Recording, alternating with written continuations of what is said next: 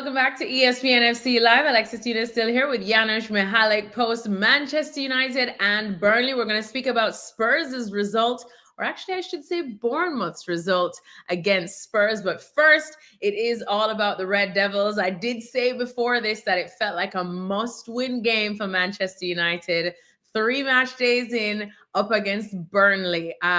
Words I never thought I would say, Janusz, but that's exactly what it came to. It felt like a must-win for Ruben Amorim. It felt like a must-win for Bruno Fernandes. It felt like a must-win for the momentum and the sanity of the club and its supporters after the week that they have had. And in the end, it wasn't pretty, but Manchester United get the 3-2 win, a penalty scored by their captain, Bruno Fernandes, much needed for him, but still a lot of questions in this one, Janusz. So we talk about this win and the significance of this result for United, feeling like a bit of a get out of jail free card for those involved there. But for you, did it feel like a must win for United, and did they pass the test? I see why you're smiling about this. Look, first and foremost, you have to give it as a former player. I don't know how many positives comes out of that, right? I mean, we'll see. Winning does a lot, especially before international break, and that little bit of time where you hope that maybe a result like this that wasn't obvious, right? Because Burnley were in the game, so there's still a lot more questions than answers for me when it comes to Manchester United. We'll get to that, but in the end, a massive win. You can't look at it any other way. Yes, because it was a must win already. Because the conversation, had they even drawn this game, would have been very, very negative, and who knows, about Amorim and all the rest of it. So look, that penalty, so silly from Burnley, from Anthony. As a player, I can tell you that hold didn't cause him to go down, but it has been consistently called, and probably rightfully so, right? Because if you're Anthony, you're clearly beaten for that ball.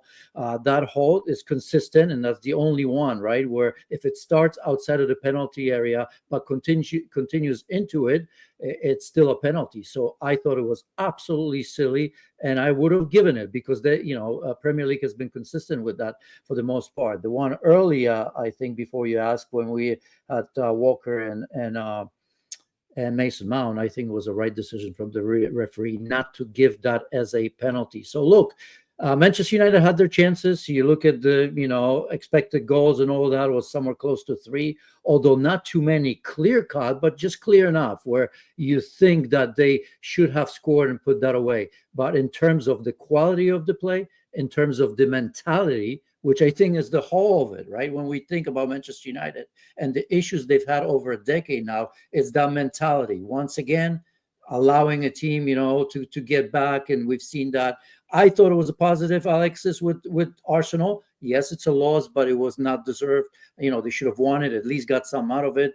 The rest we know. So there's still a lot of questions, and they'll take the win. But I think we'll be back here again, more negative than I am right now.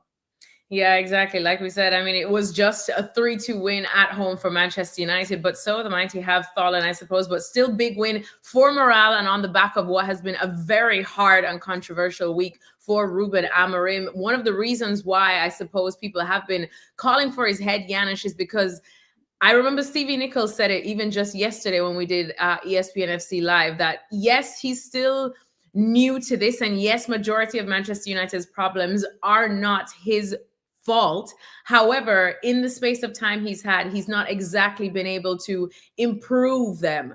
In terms of today, we know that his tactics tend to come under. I may push back on Stevie a little bit, if you allow me.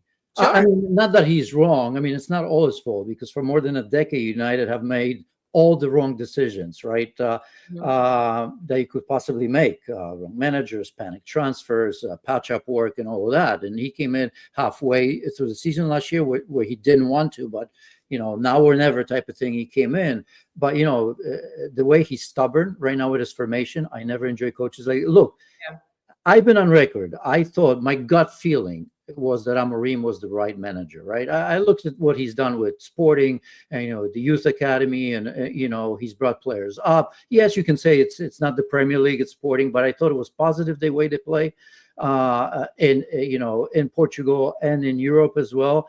But I'm starting to seriously doubt that already because as I've mentioned, being so stubborn to play the players without width, which they have the players for that, but because now you have, 2, 3 10s, right? You have to fit Cunha and you have to fit Mbomo and Mason Mount, players that like to be more central, and that system doesn't fit that. But you know what?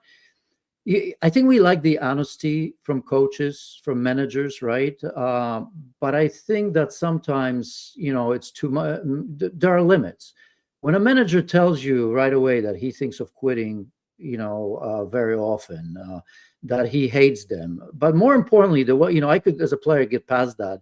But when your coach tells you last season that you are probably your team is probably the worst in the history of Manchester United, that would have stuck in my head. That's not something I want to hear from a manager. So all that combined, all these three things, people will say, well, this is good. It's good for us. We have something to talk about. But that doesn't go away. It doesn't go away. There's still not enough quality in this team. And now you're talking Mateus Cunha injured, Mason Mount, I'm assuming injured. I don't know, what it is. I mean, he was very, very good in the first half, arguably, the best player on the pitch. So I'm assuming it's an injury. We know from Cunha that looks like a hamstring. I don't know Mason Mount, but international break helps, but it's not going to get them back ahead of Manchester City, Derby away, Chelsea at home, and Liverpool away. Not that far, really, when you look at the schedule. So I think there's structurally there continues to be an issue, but today they have to enjoy it, because that international break is going to feel much, much better as it would if it was a draw. Yeah, they have to definitely enjoy this moment, because we know exactly how fleeting these moments can be in football. International break now, you did say at least a lot of players will be able to go play for their countries on international duties with a little bit more confidence after the week. Who stood out to you today? You mentioned Mason Mount, of course, in the first half. We know Mateus Cunha as well. Unfortunately, we're waiting to see exactly what the deal is there. But Mbomo as well, he was very busy. Amad Diallo was also very busy. Who stood out to you, Janusz? You just mentioned them all. There's not much to it, because, we're talking about the win 3-2 at the death, right? But we look at the way you conceded goals. I mean, Dalot, yes, he did well on one goal going forward, but the crosses on one of the goals are not very good. Luke Shaw fell asleep on the first goal as well, right? So you're talking about Bruno Fernandes, who's good, but I always feel that he feels the effects of, if it's not Bruno Fernandes, it's nobody else, and that's why you see him frustrated, getting yellow cards. Another silly yellow card today. I think he sometimes forces things because he knows if he doesn't do it, nothing's going to happen, right? So on one hand, you look at Bruno Fernandes and you say to yourself, well, what would we have been if it wasn't for him, right? But on the other hand, I think if there are other players that you can rely on, where you feel that he can combine with and play with, that would have been probably a bonus for him, and that pressure wouldn't have been on his shoulders. So I hope that Mbumo plays better, because he's been up and down, right? So far, he's just gotten there. Mateus Cunha looked good before the injury, so hopefully, the front line will carry them. But I think there's issues, and those that you've mentioned, there's really nobody else. I look at that lineup, nobody, De Ligt, I thought, has been good overall for the most part, right? When you look at the games, and I'm forgetting, the Grimsby game, because some of them, like Luke Shaw,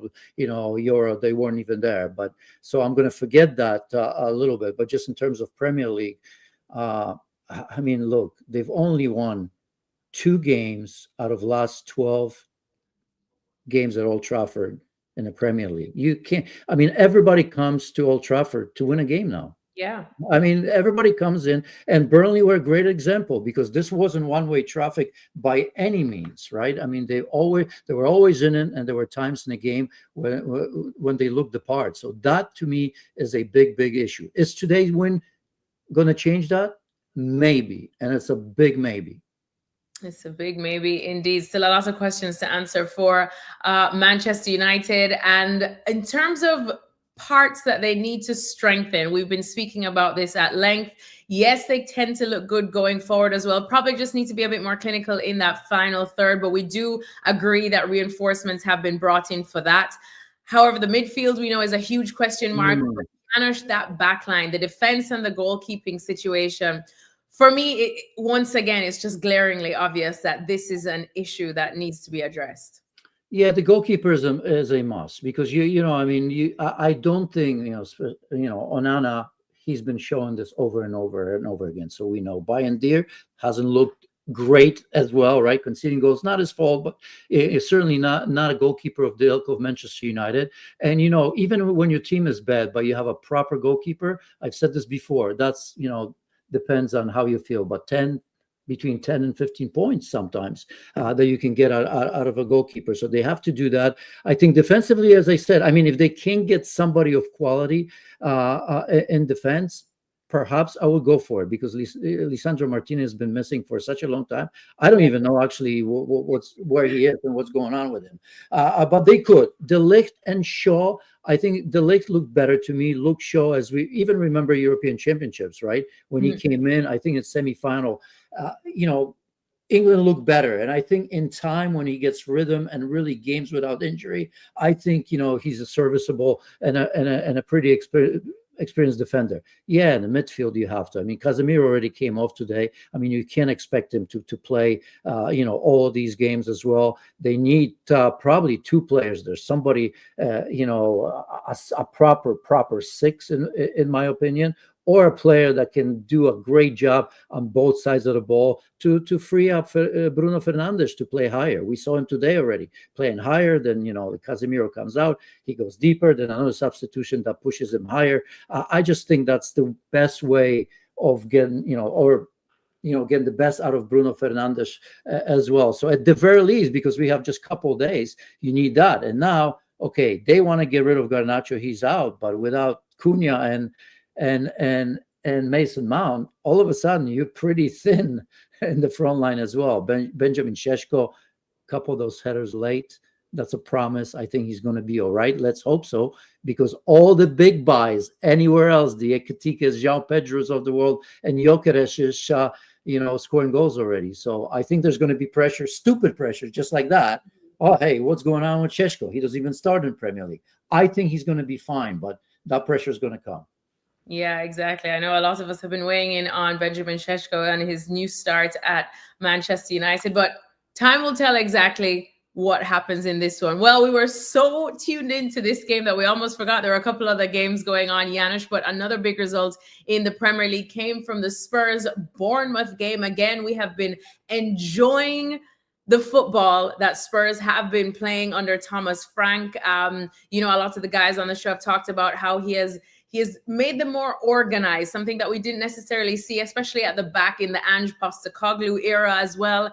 But today, it all came to an end. They could not follow up on what was a stunning victory over Manchester City at the Etihad, and they went down at home to Bournemouth. Now, we know Bournemouth can cause trouble to even the biggest of teams on their day. It was just a 1-0 win today, Janusz. But what do you think Thomas Frank would be thinking after this game? Or is it just, look, the first kind of hiccup that was to be expected eventually? No, it wasn't to be expected. That's a shocker. I mean, look, before the season, we didn't know, of course, but I think, the opening's been so good, and not just in results, because someone will say, well, Spurs are a Manchester City bogey team, right? Last season away 4-0, they've done this home and away, but I think it was impressive how they've done it. I think it's a totally different team under Thomas Frank than it was under Ange Postecoglou, right? Just the discipline, the high line doesn't exist. There's a balance. Sometimes if you have to be pragmatic, you can be well organized. You have Richarlison, second lease on life.